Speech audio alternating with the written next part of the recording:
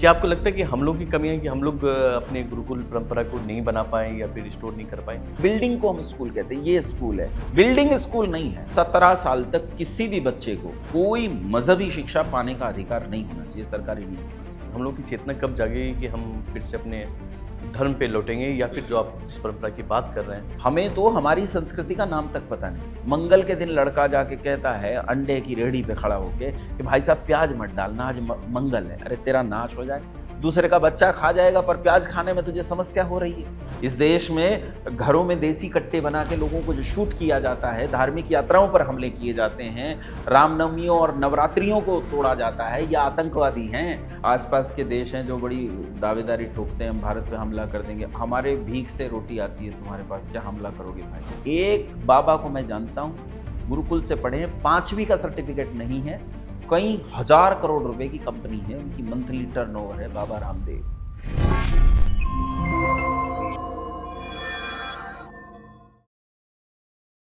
नमस्कार दोस्तों, मेरा नाम है प्रकाश भारद्वाज। स्वागत है आपका वायरल टॉक्स में। स्वागत है योगेश जी वायरल टॉक्स में। कैसे हैं आप? धन्यवाद, बहुत अच्छे हैं। आप कैसे? मैं भी बहुत अच्छा हूँ। योगेश जी, मैं आपका प्रोफाइल देख रहा था और काफी सारे वीडियो भी देखे। उस पर नो डाउट हम लोग चर्चा करेंगे। अगर आप इंट्रोडक्शन अपने बारे में दे दें कि आपकी जर्नी कहाँ से रही, क्या बैकग्राउंड है? एक छंद है कि कभी खुले गगन सा हूँ विस्तृत, कभी धरती के कण सा हूँ मैं गौण, कभी जानूं जगती का कण कण, कभी अपने परिचय पर भी मौन। तो परिचय तो कितना है ये नहीं कह सकते, लेकिन मेरा नाम योगेश है और मैं नॉर्मल स्कूलिंग से पढ़ा हूँ, कॉलेज से पढ़ा हूँ, साइंस बैकग्राउंड रही है। उसके बाद मैं गुरुकुलीय शिक्षा की तरफ मुड़ा और इस समय गुरुकुल चलाता हूँ। न केवल एक गुरुकुल चलाता हूँ, अपितु एजुकेशन की पॉलिसी पे मैं काम कर रहा हूँ इस समय। पूरे देश में तो इस समय एजुकेशन पॉलिसी चलती है, इस पॉलिसी से हम लोग सहमत नहीं। तो हमारा एक वर्ग है जिसे हम आर्ष विद्याकुलम के नाम से कहते हैं, और यह आर्ष विद्याकुलम इस पर काम कर रहा है कि पूरी देश की एजुकेशन पॉलिसी में कहाँ बिगाड़ किए गए। अब जब शुरुआत हुई, अगर भारत की स्वतंत्रता से बात करें, 1947 से हम बात करें, क्योंकि उससे पहले की स्थितियां अलग हैं और बाद की स्थितियां अलग हैं, तो उस समय जो एजुकेशन पॉलिसी डिज़ाइन की गई, या जाएं हम 19वीं शताब्दी के प्रारंभ में, जहां मैकॉले ने 7 लोगों की सदस्य समिति बनाकर और इंग्लिश एजुकेशन पॉलिसी डिज़ाइन की, तो उस एजुकेशन पॉलिसी में उन्होंने क्या क्या बदलाव किए थे, उन बदलावों को हम चाहते हैं कि उन्हें वापस बदला जाए और भारत में भारतीय शिक्षा व्यवस्था को कैसे लागू किया जाए, उस पर हम काम कर रहे हैं। यही मेरा परिचय है, यही मेरा काम है, यही मेरी कर्तव्य भूमि है। मतलब परिचय भी और काम भी थोड़ा मुझे लगता है हल्का कंट्रोवर्शियल है। आपको इस शिक्षा व्यवस्था से क्या दिक्कत है? क्या प्रॉब्लम है जो अभी मॉडर्न शिक्षा व्यवस्था है? नहीं, दुनिया में किसी को भी किसी भी चीज़ से समस्या है तो शिक्षा व्यवस्था से समस्या है। अब माता पिता से जाकर पूछो, वो शिक्षा के कारण दुखी हैं। आप बच्चों से जाकर पूछो, वो शिक्षा के कारण दुखी हैं। आप सामान्य रूप से देखिए कि आज आपकी जुडिशरी में भाई 3 आयाम होते हैं किसी भी सरकार के, जो सरकार को चलाते हैं। लेजिस्लेचर है, एडमिनिस्ट्रेशन है, जुडिशरी है। आपकी पूरी जुडिशरी में जितने केसेस भरे हुए हैं, क्या उनमें 90% से ज़्यादा केसेस तलाक के नहीं हैं, मैट्रिमोनियल केसेस नहीं हैं, पति पत्नी के झगड़े नहीं हैं। आज देश में स्थान स्थान पर विधवा आश्रम खुल रहे हैं। आज इस देश में वृद्धाश्रम खुल रहे हैं। आज इस देश में अनाथालय खुल रहे हैं। क्या ये शिक्षा के कारण नहीं है? एक माँ बाप भूखे दर दर भटकने के लिए मजबूर हैं, क्या इसमें बालकों की शिक्षा पर संदेह नहीं है? क्या बालकों की शिक्षा पर दृष्टि डालने की ज़रूरत नहीं है? आज अगर बंगाल में अभी इतना बड़ा रेप केस हुआ, लड़की को इतनी बुरी तरह मार दिया गया। अब यहाँ रेप केस 2 तरह से देखा जा रहा है। एक कामांध व्यक्ति ने रेप कर लिया और लड़की को मार दिया। दूसरी तरफ इसके पीछे बहुत बड़ा करप्शन है, जो सिस्टम का करप्शन है, और उस करप्शन में उस आदमी को मोहरा बनाया जा रहा है और सिस्टम उस स्त्री को मार रहा है, उस कन्या को मार रहा है। कितनी बुरी तरह मारा गया, आप दोनों आयाम पर ले लीजिए। अगर सिस्टम करप्ट है तो क्या एजुकेशन की गलती नहीं है? अगर आदमी कामांध है और आदमी की इतनी योग्यता नहीं है कि वो स्त्री के साथ क्या व्यवहार करे, तो क्या ये हमारी एजुकेशन की कमी नहीं है? मैं कल रात में आपके यहाँ मुंबई में उतरा, मुंबई से लेकर यहाँ तक मैं आया। आप भी जाते हैं, मेरे क्षेत्र में जाते हैं, मैं आपके क्षेत्र में आया हूँ। हम रास्ते में गंदगी देखते हैं, जहां तहां लोगों को खुले में लघुशंका करते हुए देखते हैं, जहां तहां लोगों के व्यवहार देखते हैं, आपस में झगड़े देखते हैं, इन सब के पीछे का कारण एक ही है और वो है शिक्षा। शिक्षा को आम अर्थों में हम सीख कह सकते हैं। भाई सीख दो प्रकार की है, एक अच्छी सीख, एक बुरी सीख है। अच्छी सीख हमेशा उन्नति की ओर लेकर जाती है, बुरी सीख हमेशा पतन की ओर लेकर जाती है। हमें देखना यह हमारी एजुकेशन में कौन कौन सी चीजें हैं जो बुरी सीख शामिल हो गई। जो अच्छी सीख है उनसे मुझे कोई आपत्ति नहीं, मुझे बायोलॉजी से कोई आपत्ति नहीं, मुझे फिजिक्स से कोई आपत्ति नहीं, केमिस्ट्री से कोई आपत्ति नहीं, बायो इन्फॉर्मेटिक्स से कोई आपत्ति नहीं है, आर्टिफिशियल इंटेलिजेंस से कोई आपत्ति नहीं, इससे आपत्ति बिल्कुल नहीं है। लेकिन इस शिक्षा में कुछ तो ऐसा है कि माँ बाप को वृद्धाश्रम में जाना पड़ रहा है, कुछ तो ऐसा है कि ऐसे बच्चे पैदा हो रहे हैं जिनका कोई हकदार बनने के लिए तैयार नहीं कि इनका माता पिता मैं हूं, और उनके लिए अनाथालय खोले जा रहे हैं। कुछ तो है जिसके कारण हत्या है, लूट है, डकैती है। कुछ तो है जिसके कारण हम नियम पालना नहीं चाहते, आज्ञा पालना नहीं चाहते। आप एक बात बताओ, अगर चालान न कटे, कल्पना करके देखिए, चालान न कटे, कितने लोग हैं जो सीट बेल्ट लगाएंगे? अगर चालान न कटे, कितने लोग हैं जो हेलमेट लगाएंगे? हमें आज्ञा पालना और नियम पालना, ये बेसिक लाइफ एजुकेशन हमारे जीवन में नहीं है। एकेडमिक एजुकेशन है, उसे मैं मना नहीं कर रहा हूं।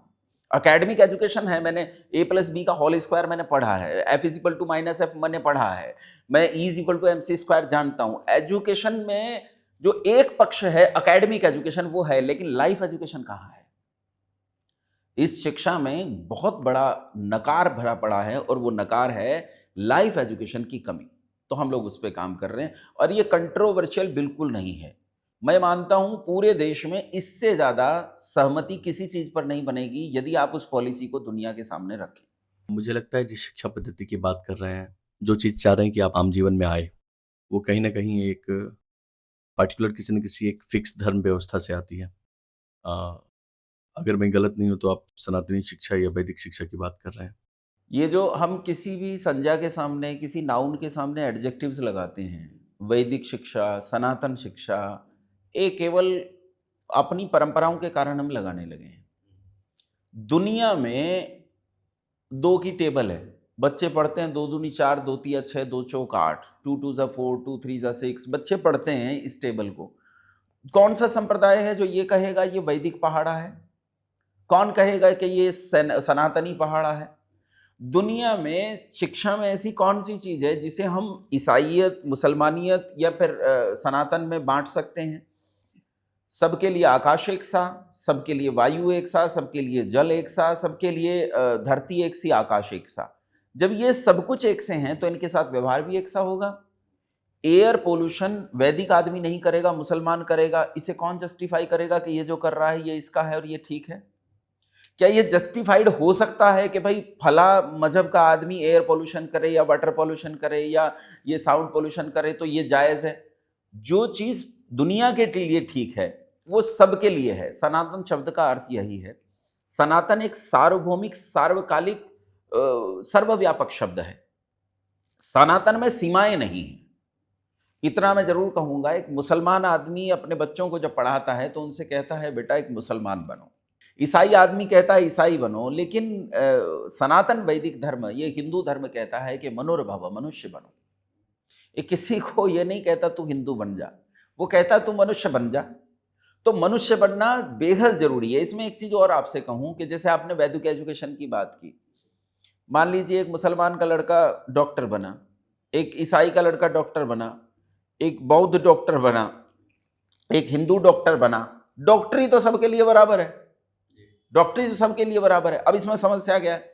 समस्या यह है आपने उसे डॉक्टर बनाया पर मनुष्य नहीं बनाया, किडनी निकाल के बेचेगा।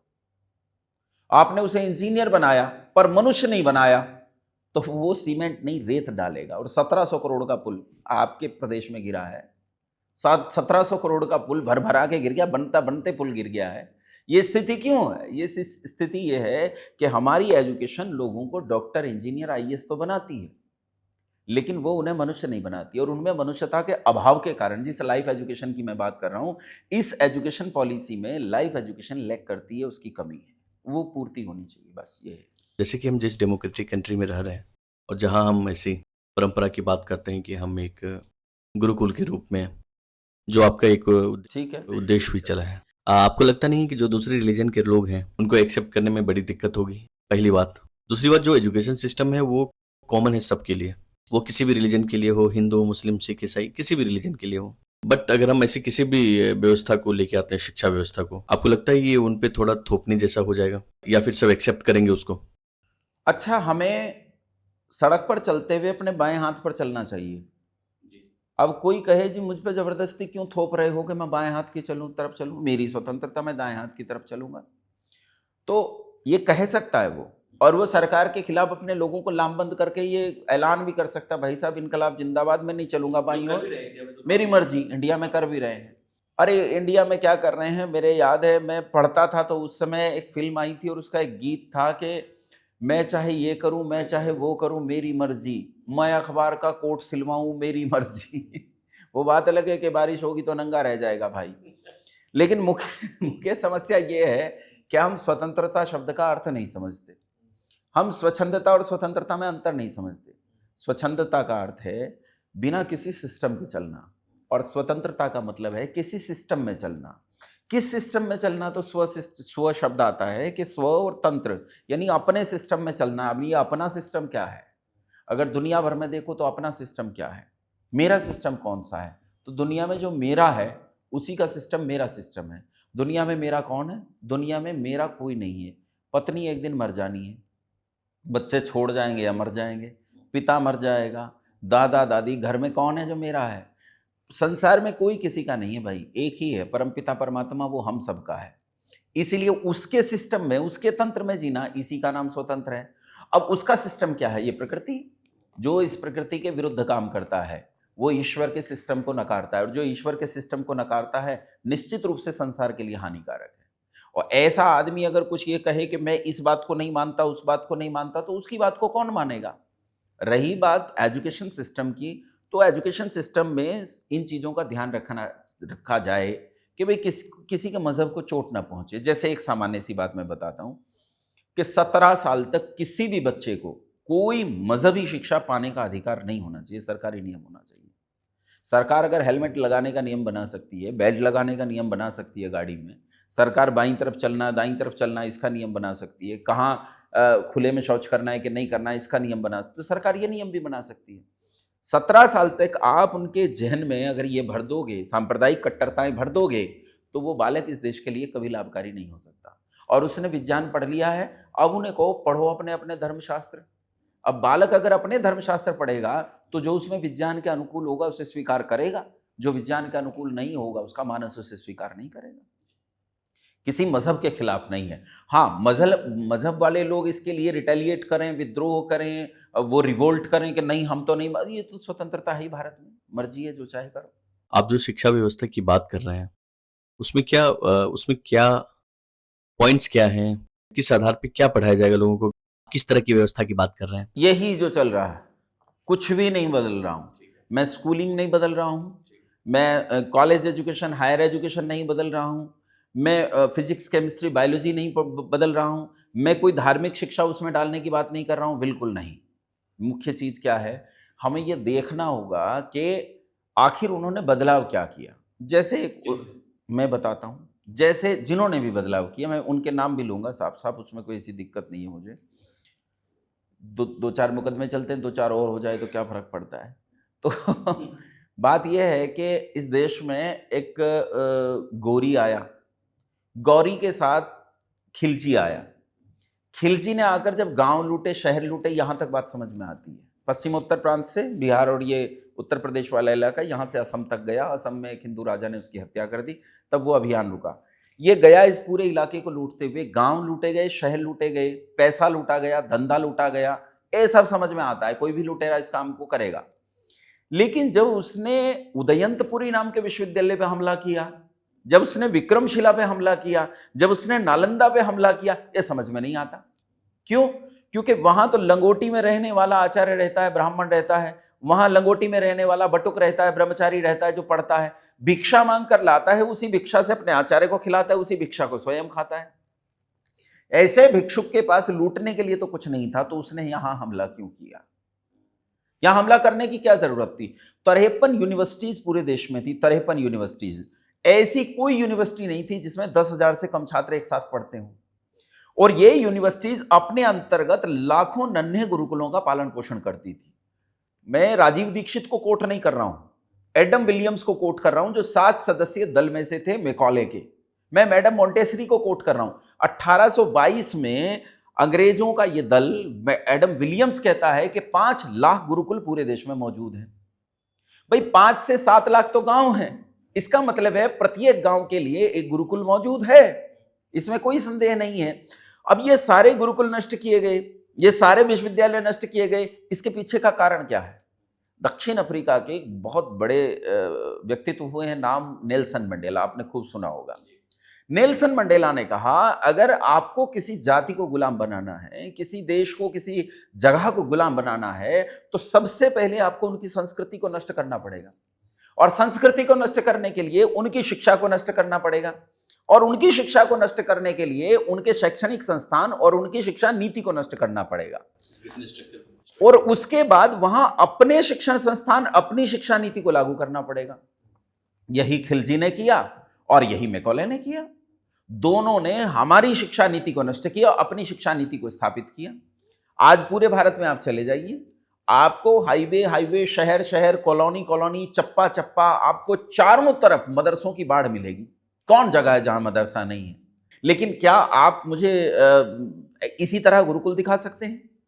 क्या आप मुझे इसी तरह जैसे चप्पा चप्पा स्कूल हैं, आज हर स्थान पर स्कूल आपको दिखाइए, ईसाइयों के संस्थान हैं, खुले तौर पर कह रहा हूं, सरकारें चलाती हैं इन्हें, लेकिन इनमें शिक्षा ईसाइयत की दी जाती है। हमारी शिक्षा के जो मुख्य बिंदु थे वो क्या थे, जिन्हें नष्ट करने के लिए उन्होंने कोशिश की? अच्छा, हमारी संस्कृति का नाम, आप सामान्य रूप से जाओ और यूं ही लोगों से पूछ लो कि भाई हमारी संस्कृति का नाम क्या है, आप ताज्जुब करोगे। हमें तो हमारी संस्कृति का नाम तक पता नहीं। हमारी संस्कृति का नाम वर्णाश्रम संस्कृति, 4 वर्ण, 4 आश्रम, 4 पुरुषार्थ, 4 वेद, सब कुछ इसी तरह से गूंथा गया। ये जो वर्णाश्रम संस्कृति है, इसमें मैं थोड़े से मैं संकेत करूंगा, बहुत बड़ी चीजें हैं, उतना तो मैं व्याख्या करके नहीं बता पाऊंगा, लेकिन इतना बता पाऊंगा, 4 वर्ण हैं और 4 आश्रम हैं। मैकॉले क्योंकि बुद्धिमान आदमी था, खिलजी की तरह जाहिल, जंगली और पशु नहीं था। उसने डाटा कलेक्ट किया और डाटा कलेक्ट करके उस पर काम किया। उसने उस संस्कृति पे काम किया कि इस संस्कृति की जड़ों को कैसे काटा जाए, और संस्कृति की जड़ों को काटने के लिए उसने पहला काम किया, जहां मैकॉले के संबंध में ये कहा जाता है कि मैकॉले ने ये लिखा कि भारत में कोई व्यक्ति अशिक्षित नहीं मिला, कोई अनपढ़ नहीं मिला, कोई भिखारी नहीं मिला। अब मैकॉले को ढंग से पढ़ेंगे तो मैकॉले ने ये कहा कि इस देश में शिक्षा ही नहीं है, इन लोगों को तो शिक्षित करना पड़ेगा। ये मैकॉले का नैरेटिव था जो उसने खड़ा किया। मैकॉले ने एक नैरेटिव खड़ा किया कि पहले इन लोगों को यह बताना पड़ेगा कि तुम्हारे पास जो शिक्षा है वो शिक्षा नहीं है, शिक्षा है या नहीं तुम्हारे पास, हम तुम्हें शिक्षित करेंगे, हम बताएंगे तुम्हें शिक्षा क्या है। और उसने सबसे पहला काम क्या किया, संस्कृत और वेद विद्यालयों को तत्काल से अवैध घोषित कर दिया। अवैध घोषित होते ही सरकार का जो समाज का दाना पानी इन्हें मिलता था वो बंद हो गया, धीरे धीरे ये नष्ट हो गए। और उन्होंने क्या किया, एजुकेशन में सबसे पहला परिवर्तन, शिक्षा को निशुल्क से सशुल्क कर दिया। हमारे यहाँ शिक्षा पर कोई शुल्क नहीं था, लेकिन आज शिक्षा पर कितना शुल्क है। अच्छा प्रकाश जी, आप तो मुंबई में रहते हैं, हम आज यहाँ मुंबई में बैठे हैं, कि एक नर्सरी के बच्चे के लिए एडमिशन फीस कितनी देनी पड़ती है, डोनेशन कितना। इसी देश में ऐसे स्कूल हैं जहां 1 करोड़ रुपया भी देना पड़ता है। कितना सच कितना झूठ नहीं कह सकता, लेकिन समाज में ऐसी बातें मैंने सुनी है कि कई लाख रुपए, यहां तक कि करोड़ रुपए भी देने पड़ते हैं डोनेशन के लिए नर्सरी क्लास। पेरेंट्स अभी भी इसको प्राउड की बात मानते हैं कि मैं इतने महंगे स्कूल में अपने बच्चों को पढ़ा रहा हूँ। अच्छा, पढ़ेगा क्या, वही A for apple, B for ball, वही पढ़ना है। मैं शुल्क की चर्चा कर रहा हूं, उसकी तो बात ही नहीं कर रहा हूं कि अभी क्या पढ़ाया जा रहा है। इस शुल्क ने एक परिवर्तन लाया समाज में। क्या परिवर्तन लाया? शुल्क से समाज में भेद पैदा हुआ। आपके पास करोड़ों रुपए हैं, मेरे पास नहीं है, तो आप अपने बच्चे को एक अच्छी एजुकेशन देने वाले स्कूल में भेज सकते हो, और मेरे पास पैसा नहीं है, मेरा बच्चा कहाँ जाएगा? Government school. भाई शाहरुख खान का लड़का तो रियान इंटरनेशनल स्कूल में पढ़ेगा, लेकिन घसीटू का लड़का वो तो उस प्राइमरी स्कूल में पढ़ेगा, खिचड़ी स्कूल में। हमारे यहाँ क्षेत्र में आप जाओगे, ग्रामीण क्षेत्र में आप जाकर देखोगे, भारत के ग्रामीण क्षेत्र में उन विद्यालयों में अध्यापक तक मौजूद नहीं है। जहाँ अध्यापक हैं वो जनगणना करने गए हैं, इलेक्शन की ड्यूटी में गए हैं, वो कोरोना के टीके लगाने गए हैं, बिना मास्क के जो चल रहा है उसका चालान काटने गए हैं, वो विद्यालय में मौजूद नहीं है। विद्यालय में बच्चा मौजूद है, और बच्चा किसका है? बच्चा है घसीटू का, बच्चा है रड़कू का। उनके बच्चे वहां आए पढ़ने के लिए, वो पढ़ने के लिए आए ही नहीं, वो तो खिचड़ी खाने आए, दोपहर में खिचड़ी मिलेगी, वो तो ड्रेस लेने आए हैं। वो वहां शिक्षा किस स्तर की है आप भी जानते हैं, मैं भी जानता हूं, सुनने वाले भी जानते हैं। इसमें कोई शक नहीं कि कोई इनमें से ऐसा बैठा हो जो इस बात को नहीं जानता हो। आप और हम सब जानते हैं इन सब बातों को। इसलिए मुख्य चीज अब देखिए, शुल्क के आने से अंतर हुआ कि एक धनी वर्ग है जो अपने बच्चों को बहुत अच्छे एजुकेशन में भेज सकता है, एक गरीब वर्ग है जो अपने बच्चों को अच्छे एजुकेशन में नहीं भेज सकता। अच्छा, एक बच्चा एडमिशन लिया, फेल नहीं हुआ, पास करके निकल गया, 12वीं कक्षा मान लीजिए पास करके निकल गया, क्योंकि फेल होने का कंसेप्ट ही नहीं है। और इधर ये भी एक रियान इंटरनेशनल स्कूल से गया है, खिचड़ी स्कूल से गया है। अब मैं पूछना चाहता हूं, दोनों की योग्यता बराबर के अलग अलग? बिल्कुल डिफरेंस होगा, बहुत बड़ा अंतर होगा। अब ये बताओ, जब योग्यता अलग अलग है तो अवसर अलग अलग होंगे कि नहीं होंगे? होंगे। समाज में भेद आपने पैदा कर दिया। बेचारे भाई, जातीय जनगणना तो स्कूल कर रहा है, स्कूल में पता है हमें कि किस स्कूल में कौन पढ़ सकता है। आपने समाज के अंदर भेद डाल दिया, अगड़े पिछड़े बना दिए, दलित बना दिए, ये बना दिया, वो बना दिया, आपने सब भयंकर भेद पैदा कर दिया। इस सशुल्क शिक्षा ने एक भयंकर खाई पैदा कर दी एक समाज के भीतर, और समाज के भीतर खाई है अमीर और गरीब की। आप इसे जाति आकलन पर देखें या किसी आकलन पर। भगवान राम, चक्रवर्ती राजा दशरथ का पुत्र युवराज भगवान राम, एक गुरुकुल में पढ़ता था, वशिष्ठ के गुरुकुल में, और उसी गुरुकुल में निषाद का लड़का गुह पढ़ता था। दोनों एक ही कन्नी नहीं देते थे, इसलिए शिक्षा दोनों को बराबर दी जाती थी। एक ही टाट पट्टी पर बैठकर पढ़ते थे, एक ही कुटिया में रहते थे, एक से आसन पर सोते थे, उठते थे, बैठते थे, एक से भिक्षा मांग कर लाते थे, एक सा खाते थे, कहीं कोई अंतर नहीं था। पहली चीज, शुल्क ने शिक्षा में अंतर पैदा किया, शुल्क ने जातियां पैदा की, शुल्क ने साइमन कमीशन से पहले इस देश में, मैं चुनौती देकर कहता हूं, कोई दिखा दो मुझे किसी सरकारी गजट पर, किसी राजा के सरकारी गजट पर, किसी सरकार के सरकारी गजट पर कहीं जातियां उल्लिखित हों। आज हम बड़ी मूछ लिए बैठे हैं, मैं सिंह हूं, मैं भारद्वाज हूं, मैं दीक्षित हूं, कौशिक हूं, हम बड़े बड़े नाम लिए बैठे हैं। ये जो नाम हम लिए बैठे हैं अपने पीछे, ये आए अंग्रेजों की 1822 से लेकर 1927 तक की गई पॉलिसी, जिसमें लाला लाजपत राय का बलिदान हुआ, जिसमें पंडित मदन मोहन मालवीय को पीटा गया। ये वहां से लेकर यहां तक एक लंबी श्रृंखला के बाद इन्होंने इस देश को में स्थापित किया है। और उसके बाद जो एजुकेशन पॉलिसी बनी, पहला ही एजुकेशन मिनिस्टर अनपढ़ था, पहला ही एजुकेशन मिनिस्टर इस देश की इस मिट्टी में पैदा नहीं हुआ, अरब में पैदा होकर इस देश में पहला एजुकेशन मिनिस्टर बना। और उसके बाद एक संलग्न आधार पर 5 एजुकेशन मिनिस्टर ऐसे बने जिनका इस देश की मिट्टी से कोई लेना देना नहीं था। ये कारण है, आपने निशुल्क को सशुल्क कर दिया, एक गलती, पॉलिसी में चेंज की बात कर रहा हूं। दूसरी गलती, हमारे यहां शिक्षा कितनी देर की होती थी? 4 आश्रम है, ब्रह्मचर्य आश्रम, गृहस्थ आश्रम, वानप्रस्थ और संन्यास आश्रम। वानप्रस्थी सन्यासी का काम अलग है, वानप्रस्थी का अलग है, गृहस्थ का अलग है, ब्रह्मचारी का विद्यार्जन करना। ये विद्यार्जन करता है कितने वर्ष तक? 25 वर्ष। 100 साल का जीवन है, 25-25 में बांट दिया। 100 साल तक जब जीवन जीना है तो 25 वर्ष ये ब्रह्मचर्य में विद्यार्जन करेगा। लेकिन इस 25 साल के काल में, इस 25 साल की समयावधि में 24 घंटे पढ़ेगा। अभी हमारे यहाँ क्या कर दिया गया? विद्यालय से जाना आना, बच्चा 4 घंटे विद्यालय में रहेगा और 20 घंटे घर में रहेगा। घर पढ़ाई की जगह नहीं है। आपने देखा ना, एक आदमी मंदिर में जाता है तो वो बीड़ी गुटखा और दारू का पौवा बाहर रख के तब अंदर जा रहा है। भाई अंदर क्यों जा रहा है? ये सब बाहर क्यों छोड़ दिया? बोले वो अंदर भगवान का दर्शन। यहाँ भगवान नहीं जहां तूने रखा है, यहाँ भगवान नहीं है। मंगल के दिन लड़का जाके कहता है अंडे की रेहड़ी पे खड़ा होके कि भाई साहब प्याज मत डालना, आज मंगल है। अरे तेरा नाश हो जाए, दूसरे का बच्चा खा जाएगा पर प्याज खाने में तुझे समस्या हो रही है। मुख्य समस्या यह है कि शिक्षा क्या केवल शिक्षण संस्थान में होनी चाहिए? क्या वही शिक्षा विद्यालय में, विद्यालय के साथ साथ सड़क पर, वही शिक्षा विद्यालय के साथ साथ घर में, वही शिक्षा विद्यालय के साथ साथ दूसरों के साथ व्यवहार करने में नहीं होनी चाहिए? इसीलिए हमारे यहाँ जो एजुकेशन पॉलिसी थी उसमें बालक को 24 घंटे 25 वर्ष तक गुरुकुल में रखा जाता था। ऐसा नहीं कि घर नहीं जाएगा, जाएगा, भिक्षा मांगने जाएगा, किसी न किसी के घर जाएगा, लेकिन उसकी शिक्षा चल रही है। वो सो रहा है तो शिक्षा चल रही है। प्रकाश जी, यहाँ कटी होती है ना, जहाँ बेल्ट बांधते हैं आप लोग, यहाँ विद्यार्थी को, ब्रह्मचारी को मूंज की मेखला बांधी जाती थी, रस्सी होती थी, इतनी मोटी मूंज की मेखला बांधी जाती थी। ये मूंज की मेखला ब्रह्मचारी को सोने नहीं देती थी। सोएगा तो चुभेगी, खोल सकता नहीं है, ब्रह्मचारी के लिए नियम है, खोल नहीं सकता। तो वो डरकर दिन में इतना परिश्रम करता था, विद्यार्जन में इतना परिश्रम करता था कि रात को सोने पर मूंज की मेखला के बंधे होने का पता नहीं चलता था। इतनी गहरी नींद वो लेता था, तब जब दिन भर इतनी परिश्रम से पढ़ता था। इसीलिए ये जो इन्होंने घर से आने जाने वाला सिस्टम किया, इसमें 4 घंटे की एजुकेशन रह गई और 20 घंटे वो बिना एजुकेशन के रहेगा। वही मंगल के दिन प्याज नहीं खानी है, वो दिन विशेष में ईश्वर को मान रहा है। जो मंदिर में सोच रहा है वो स्थान विशेष में ईश्वर को मान रहा है। एजुकेशन को हमने संस्थान विशेष में, बिल्डिंग को हम स्कूल कहते हैं, ये स्कूल है, बिल्डिंग स्कूल नहीं है। पहले 25 साल स्कूल है, पहले 25 साल मेरा पूरा जीवन स्कूल है। ये पॉलिसी में चेंज बहुत बड़ा। अच्छा, अब दूसरी चीज एक और बताओ आप मुझे, जो काम गृहस्थ का है वो बच्चे का तो नहीं हो सकता। भाई गृहस्थ का विवाह हुआ, पति पत्नी का, पति पत्नी परस्पर संबंध करेंगे, बच्चे पैदा करेंगे, प्रजातंतु माँ व्यवच्छेदसी, उन्हें प्रजा का तंतु टूटने नहीं देना, उन्हें संसार को बढ़ाना है, इसलिए वो संतान पैदा करेंगे। लेकिन ये बालक के हाथ में तो नहीं आना चाहिए, ये बालक को तो नहीं मिलनी चाहिए ये शिक्षा बालक की नहीं है।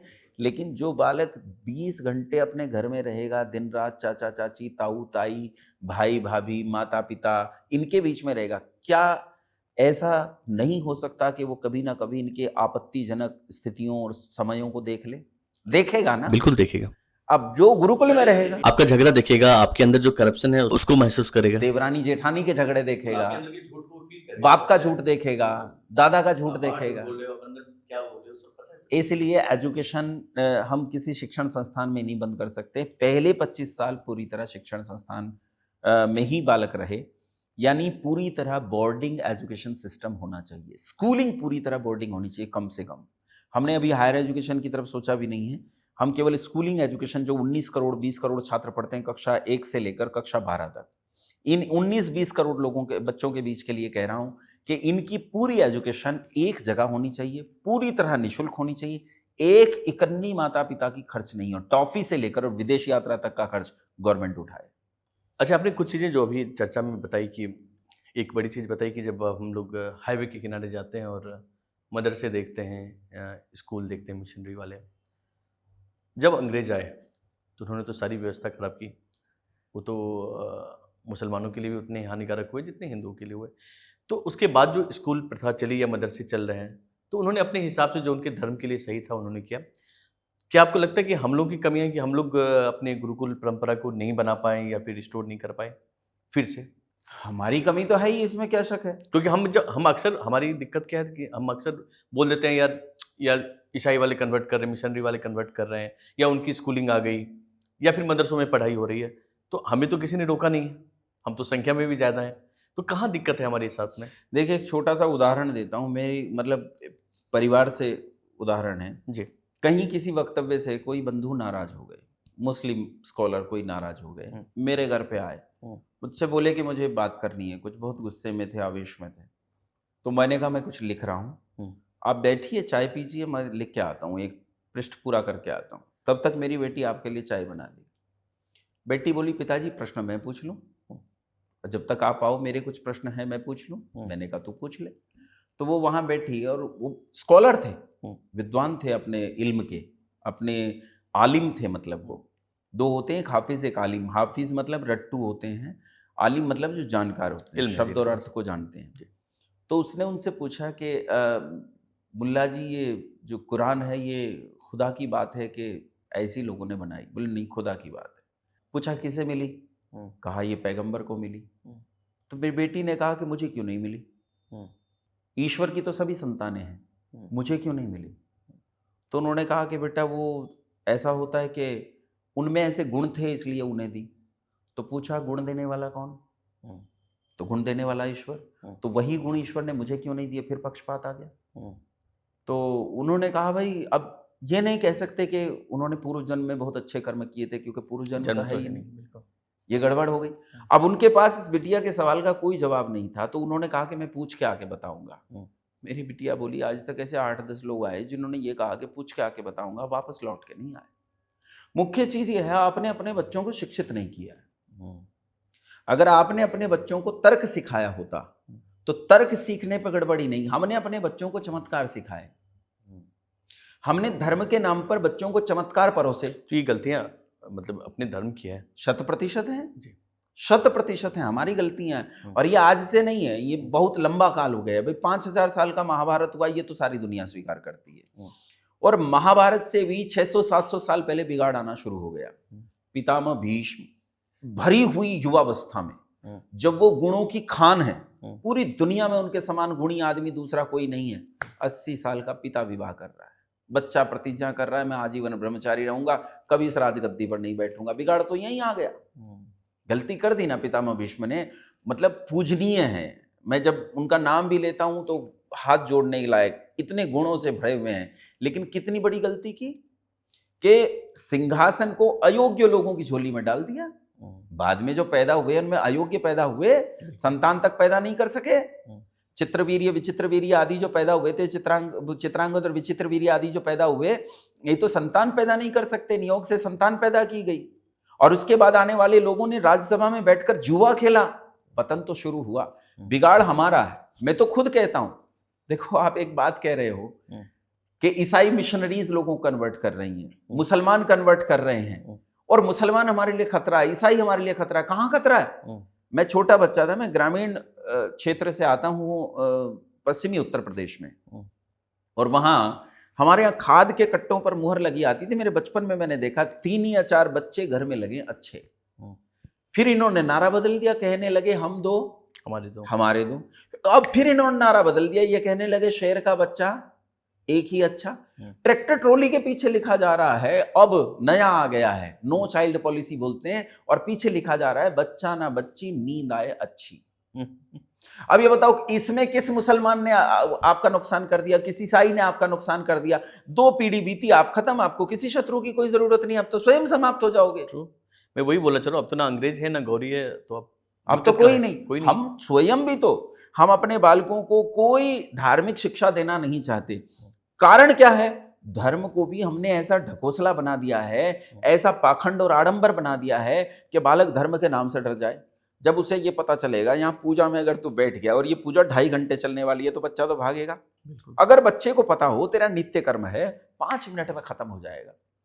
अगर हम ऋषि मुनियों की तरह संध्या करें, सुबह संध्या शाम संध्या, संध्या करने में 5 मिनट लगती है, 6 मिनट 7 मिनट यज्ञ करने में लगते हैं। बालक दौड़ के करेगा।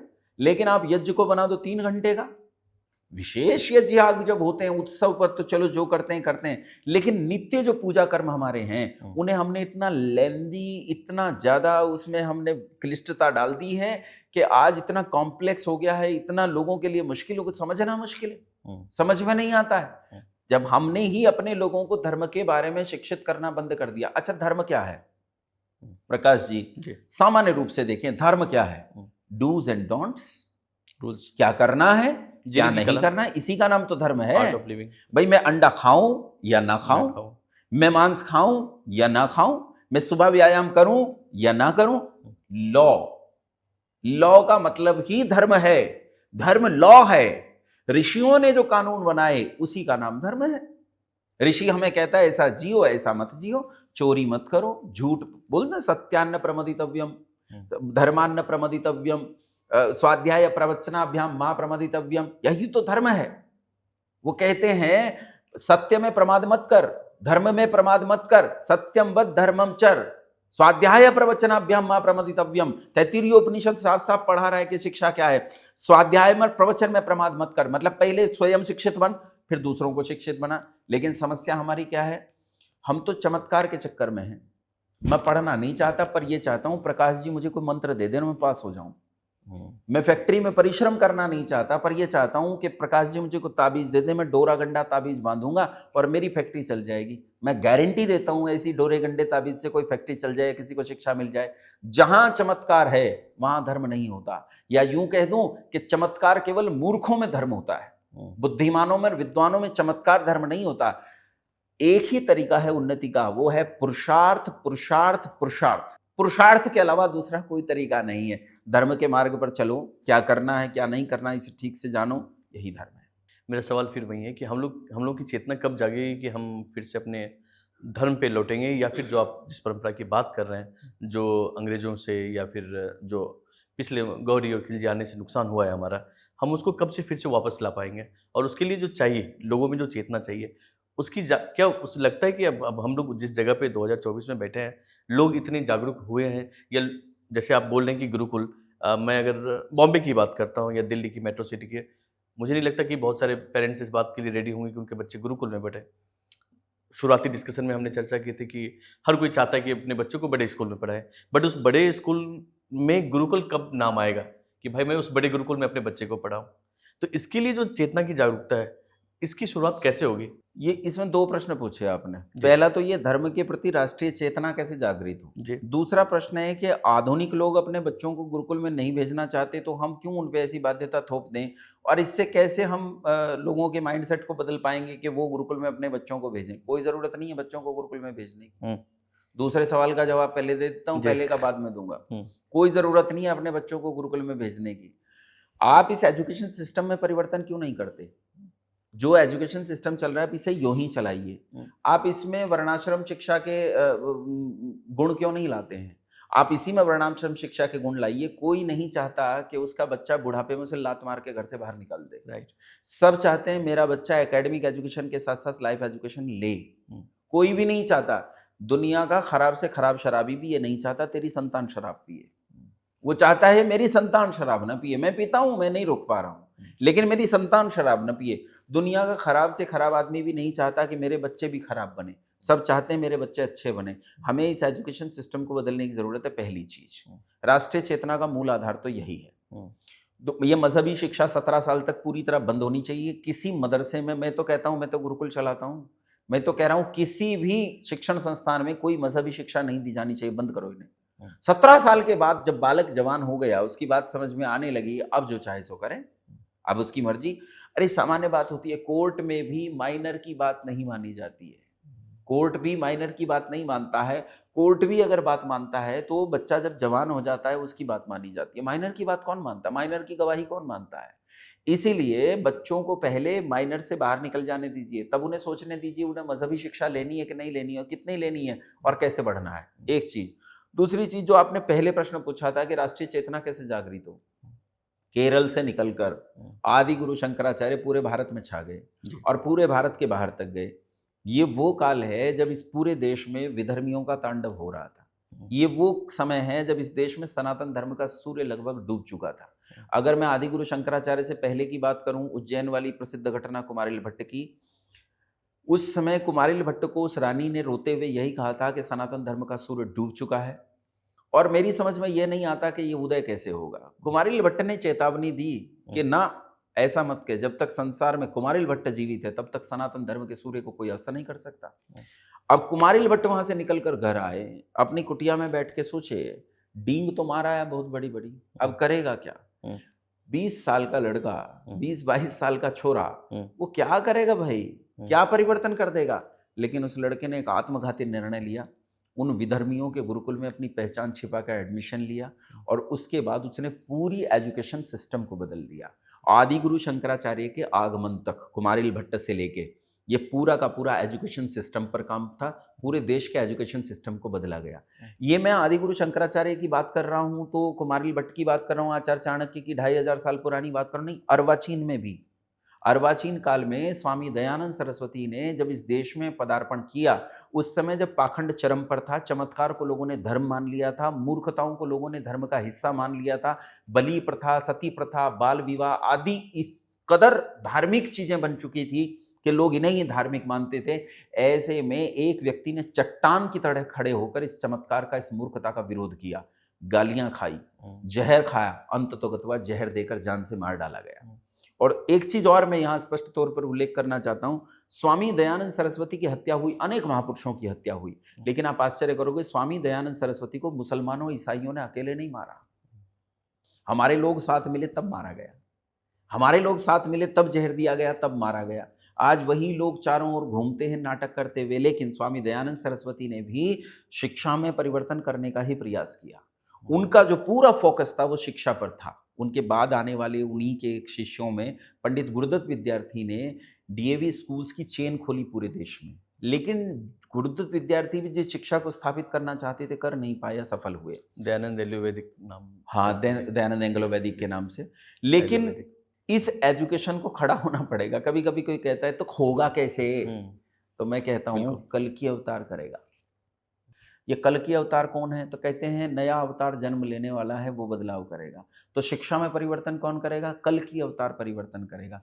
वो कल की अवतार कौन है, वो कल की अवतार आप हो सकते हो, वो कल की अवतार मैं हो सकता हूँ, वो कल की अवतार कोई और हो सकता है। जिसने हाथ में शंकराचार्य को उठा लिया, जिसने हाथ में दयानंद को उठा लिया, जिसने हाथ में मरने जीने का प्रश्न छोड़ के शिक्षा के परिवर्तन का लक्ष्य साध लिया, वो इस देश में इस शिक्षा के परिवर्तन को ला सकता है। ये हम सबको सोचने की जरूरत है। ये जितने घर हैं इस देश में, 107 करोड़ हिंदू रहते हैं, इनके घरों में न जाने कितने बालकों के भीतर कल की अवतार बन जाने की योग्यता है, न जाने कितनों के भीतर, लेकिन उन्हें जगाना पड़ेगा, वो जागें और करें। राइट। अभी जो आपने बात कही कि इसमें कि पहले पाखंड था हिंदू धर्म में, अभी भी है, बाल विवाह है। अभी अभी भी। अभी जो सोशल मीडिया के दौर में हम लोग देख रहे हैं कि इतने सारे बाबा और उनकी बातें ऐसी आप सुनो तो लगता है कि पता नहीं क्या बोल रहे हैं वो। हाँ, मतलब खुद ही मजाक बनवा रहे हैं अपना, हाँ, है ना, बिना कोई सरपैट की बातें नहीं, कोई लॉजिक नहीं, हाँ। जिस चीज़ का ज्ञान नहीं और आप उस पर भी बातें कर रहे हो।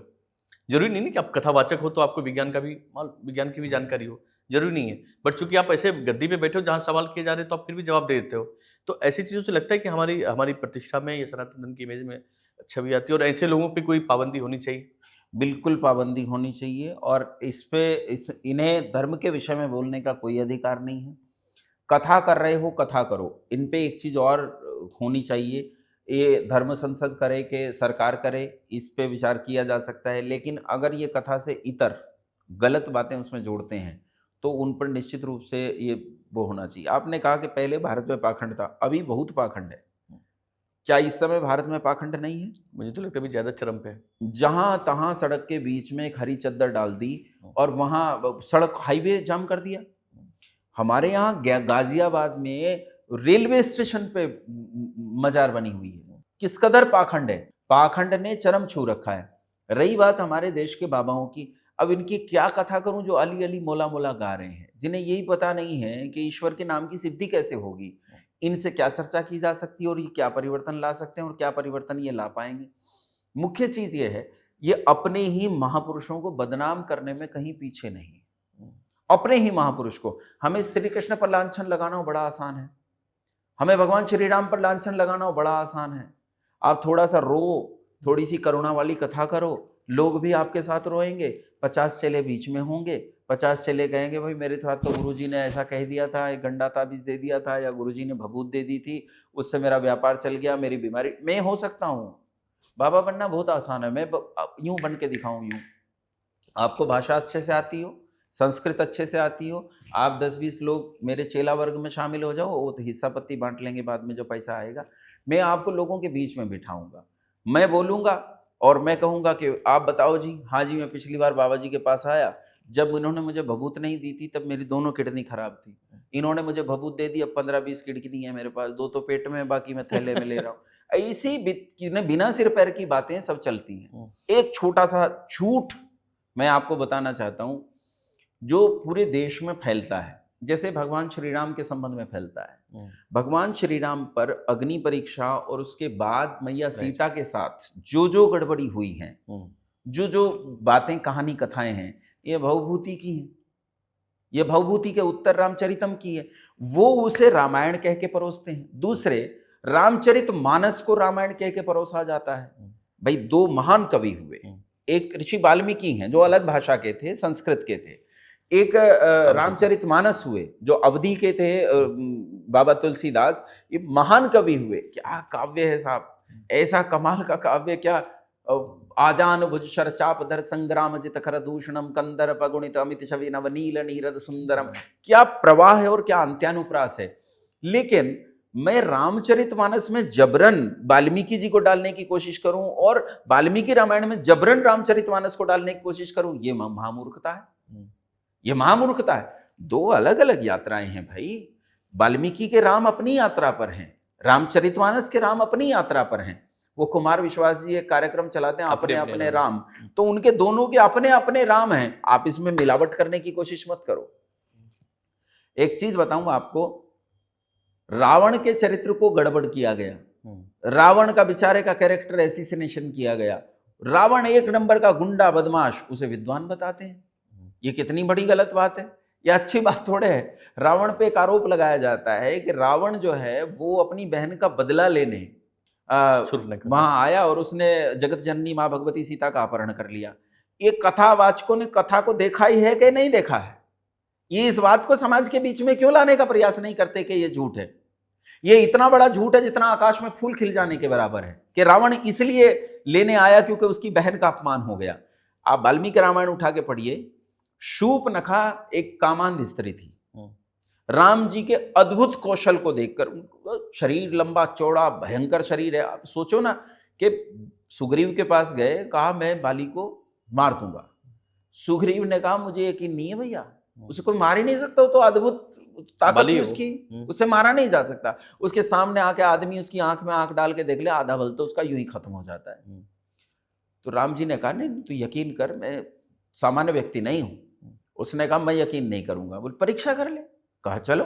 एक बाग में लेके गया, बोला ये बाग देखो, तो बाग तो है ही नहीं यहाँ, तो 7 पेड़ खड़े हैं, पहले बाग ही था यहाँ। बोला पहले बाग ही था यहाँ, पहले हजारों पेड़ थे। बाली आता है सुबह के व्यायाम में, अपने कुल्हाड़ी से कुछ ही वार से इतने मोटे इस बलशाली वृक्ष को कुछ प्रहारों से गिरा देता है। तो राम जी ने कहा भाई थनिक परीक्षा हमारी भी कर ले। एक बाण उतार के सीध में खड़े हुए 7 बाणों पर मारा, 7 बाण एक साथ काट दिए। इतने ताकतवर भगवान राम, इतने गुणी कि व्याकरण उनके जैसा वैयाकरण कोई नहीं था, इतने बड़े दार्शनिक के दर्शनवेत्ता उनके जैसा कोई नहीं था। अपने काल में वेद के मर्मज्ञ विद्वान, अपने काल में परमाणु विद्या को अच्छे से जानने वाले ऐसे विद्वान आदमी पर स्त्रियों का मोहित हो जाना सामान्य बात है। शूर्पणखा भी मोहित हो गई। बड़ी आयु की स्त्री थी, लेकिन दिमाग में कामांधता थी। चली गई, जाकर बोली विवाह कर, मना कर दिया। मैं तो एक पत्नी व्रत व्यक्ति हूं, तो नहीं करूंगा। वो बैठी पत्नी। तो शूर्पणखा ने देखा कि दूर एक लड़का और बैठा, बिल्कुल राम की फोटो स्ट्रेट लग रहा है, बल्कि राम काले हैं वो गोरा है। वो उनके पास गई कि तू कर ले विवाह मुझसे। उन्होंने भी मना कर दिया। जब उसने जिद जबरदस्ती की, उन्होंने धक्का मुक्की दे दी। अब यहां से गई और जाकर रावण को क्या कहती है, वाल्मीकि रामायण में उठा के पढ़िए। वाल्मीकि रामायण में प्रकरण है कि शूर्पणखा गई और शूर्पणखा ने कहा कि भ्राता रावण, आज तुम्हारे इलाके में इतनी सुंदरी स्त्री आई हुई है कि संसार में इतनी सुंदर स्त्री दूसरी हो नहीं सकती। और जब मैंने उस स्त्री को देखा तो मैंने सोचा ये तुम्हारी रानी होनी चाहिए, इसलिए मैं उस स्त्री को उठाने वहां पहुंची। और मैंने सोचा उठा के तुम्हारे पास ले आऊं। और तब उसके साथ 2 पुरुष हैं, एक का नाम श्री राम है, दूसरे का नाम श्री लक्ष्मण है। उन दोनों ने मुझे बहुत अपमानित किया, धक्के देकर वहां से निकाल भागा, मुझे अपमानित किया, तुम्हें गालियां दी। मैं उस स्त्री को तुम्हारे लिए लाना चाहती थी। रावण के मन में जगत जननी मां भगवती सीता जी के प्रति एक ऐसी भावना को उद्दीप्त किया शूर्पणखा ने कि वो काम से भर गया, वासना से भर गया। और इस नीचता के कारण वो मां भगवती सीता का अपहरण करके लेके गया, बहन का बदला लेने के लिए नहीं। बहन का तो उसे पता था ये आवारा है, बहन को तो वो जानता था ये आवारा औरत है, इसका क्या पक्ष लेगा। वो उसका अपहरण करने आया। अब कथावाचकों की जिम्मेदारी ये है कि वो लोगों के सामने सच को लेकर आए। वो ये सच लेकर क्यों नहीं आते कि श्री कृष्ण ने अपनी ही पत्नी के साथ 12 वर्ष तक ब्रह्मचर्य का पालन किया। वो ये तथ्य लोगों के पास लेकर क्यों नहीं आते कि श्री कृष्ण की एक ही पत्नी थी और उनका नाम मां रुक्मिणी था। वो ये तथ्य लेकर क्यों नहीं आते कि उनका एक ही पुत्र था प्रद्युम्न, जब चलता था तो श्री कृष्ण भी उसके सामने छाया के जैसे दिखाई देते थे। वो ये तथ्य क्यों नहीं लेकर आते कि श्री कृष्ण का ब्रह्मचर्य इतना प्रबल था कि एक दिन मां रुक्मिणी ने बुलाया श्री कृष्ण को और कहा ये मोर पंख रखो, अपने मुकुट में लगा लेना। कहा काहे लगा लूं? कहा इसलिए लगा लो कि जब प्रद्युम्न और आप दोनों जाते हो दूर से पीछे से, तो मैं पहचान नहीं पाती कि प्रद्युम्न कौन है और कृष्ण कौन है। ये मोर पंख अपने मुकुट में लगा के रखा कीजिए ताकि पहचान पाऊं। वो क्यों सत्य तथ्यों को संसार के सामने नहीं लाते और झूठे तथ्यों को करते हैं? और अगर कोई करते हैं, भाई सही तथ्य करते हैं तो ठीक है, लेकिन फिर इसके ऊपर वो अपनी दुकानदारी चलाते हैं। कोई रुद्राक्ष बेचता है, कोई भभूत बेचता है, कोई मालाएं बेचता है। हम सबको इन मूर्खताओं से बाहर निकल के आना पड़ेगा, अपने धर्म के लिए तैयार होना पड़ेगा और हमें अपने संप्रदाय को बचाने के लिए अपनी जिम्मेदारी को अपने कंधों पर वहन करना होगा। हम इसलिए नहीं कि भाई मुसलमान बंद कर दे, ईसाई बंद कर दे, तो हाँ, वहाँ भी सचेत रहना है। मैं ये नहीं कह रहा हूँ कि हम अपने बच्चों को नहीं पढ़ा रहे तो उन्हें कोई नैतिक जिम्मेदारी मिल जाती है। राइट। आप कार खुली छोड़ आए हैं, कार का दरवाजा खुला छोड़ आए हैं, ये आपकी लापरवाही है। लेकिन चोर का ये नैतिक अधिकार नहीं बन गया कि अब वो चोरा कर भाग जाए। मैं ईसाई और मुस्लिम मिशनरियों को उस कटघरे में अब भी रखूंगा। चोर का ये नैतिक अधिकार नहीं है कि वो लापरवाही से छोड़ी गई गाड़ी को चुरा ले। हमारी लापरवाही है, इसमें कोई शक नहीं, इसमें जागरूक होना होगा। धर्मांतरण के बारे में जो अभी भारत में एक माहौल है, मिशनरी बहुत हाई लेवल पे धर्मांतरण कर रही है, इस पे आपका क्या टेक है? आप क्या सोचते हैं कि इसमें कोई सरकार को इंटरफेयर करना चाहिए? 100% करना चाहिए। इसके खिलाफ जो है कानून बनना चाहिए। भारत में धार्मिक स्वतंत्रता है और लोग किसी भी धर्म को मान सकते हैं, तो सरकार कैसे इंटरफेयर करेगी? उनके पास क्या रूल? कानून बदले, सरकार नए कानून बनाए, इसमें क्या सोचना है? जो चीज समाज को हानि दे रही है वो बदलना चाहिए। भाई सब जगह डेमोग्राफिक पोजीशन तेजी से बदल रही है, डेमोग्राफिक परसेंटेज तेजी से बदल रहा है। ये डेमोग्राफिक परसेंटेज क्यों बदल रहा है? आप यहाँ महाराष्ट्र में रहते हो, यहाँ का क्या है मुझे नहीं पता। पश्चिमी उत्तर प्रदेश में मैं जहाँ रहता हूँ वहाँ लगभग पाकिस्तान बन चुका है। दिन दहाड़े घटनाएं घटती हैं, दिन दहाड़े खुलेआम घटनाएं घटती हैं। वहाँ तो योगी जी हैं, वो भी कंट्रोल नहीं कर पा रहे। योगी जी हैं तब इतना हो रहा है, योगी जी नहीं होंगे तब क्या होगा, ये सोच के डर जाते हैं हम लोग कि तब क्या होगा, क्या स्थिति है। वैसे ऐसा होने वाला नहीं है, लेकिन फिर भी अगर ये हुआ कि वो नहीं रहे तब क्या स्थिति होगी, ये कल्पना करके देखिए आप। मतलब अगर मक्का ज्वेलर्स, अल मदीना ज्वेलर्स, तुम्हें इस देश में कोई ऐसा शहर ही नहीं मिला जिसके नाम से तुम अपनी ज्वेलरी की दुकान खोल सको। तुम्हें इस देश में कोई ऐसी पुण्य और पतित पावना स्थान मिला ही नहीं जिसका नाम लिखकर तुम अपनी दुकान चला सको। तुम्हें इस भारत के जगह की बाहर की चीजें बड़ी पवित्र दिखाई देती हैं और देश के भीतर की चीजें पवित्र दिखाई नहीं देती। ये सीधे सीधे गद्दारी है, देशद्रोह है। मजहब के नाम पर करे कोई किसी तरह करे। सरकार कैसे इंटरफेयर करेगी धर्मांतरण में? सरकारों को धर्मांतरण के खिलाफ कठोर कानून बनाने चाहिए, कठोर कानून। किसी का धर्मांतरण कर देना, किसी का मत बदल देना, ये ऐसा ही है जैसे किसी बच्चे को उसके माता पिता से अलग करके और कहीं किसी दूसरे पेशे में लगा दिया जाए और माता पिता का विरोधी हो जाए। मैं आपको बताऊं कि फिर जो बहुत सारे मैं देखता हूँ कि हिंदू में भी धर्म वापसी करते हैं, घर वापसी, तो फिर आप वो भी गलत है। अगर कोई मुस्लिम में है, मुसलमान है या कोई ईसाई किसी ने अपना लिया, उसको हम फिर से हिंदू में वापसी अच्छा, मेरा एक प्रश्न का उत्तर दीजिए जी। आपका बच्चा था, मैंने उसे बहका लिया, उसने कहना शुरू कर दिया मेरा बाप तो काफिर है, मैं इसकी बात नहीं मानूंगा, और मेरे पास आके बैठ गया मेरी गोद में और कहता मेरा पिता तो ये है। कुछ दिन बाद आपने किसी दूसरे व्यक्ति के माध्यम से स्वयं से संपर्क किया या बालक को खुद अकल आई कि नहीं पिता तो मेरा वही है, और ये वापस वहां चला जाए, तो इसमें गलत क्या है? ठीक है। और दूसरी वापसी में, जो हिंदू धर्म की वापसी में एक सवाल भी होता है कि आखिर किस वर्ण व्यवस्था में आएंगे, किस कास्ट में ये आएंगे। ये जो बड़ा सवाल एक हमेशा दूसरे धर्म के लोग उठाते भी हैं कि चलो अब तो आप हिंदू में बन गए तो अब कौन सी जात में जाओगे, आप आपकी जाति क्या होगी? इस पे मतलब कुछ कर सकते हैं हम लोग मिलके कुछ, या हिंदू धर्म गुरु कुछ इस पे टेक लें, हिंदू धर्म संसद इस पे लें? पहले तो जो जाति शब्द है जी, वो जाति शब्द हमारे यहाँ जिस अर्थ में है उस अर्थ का द्योतक आज रहा नहीं।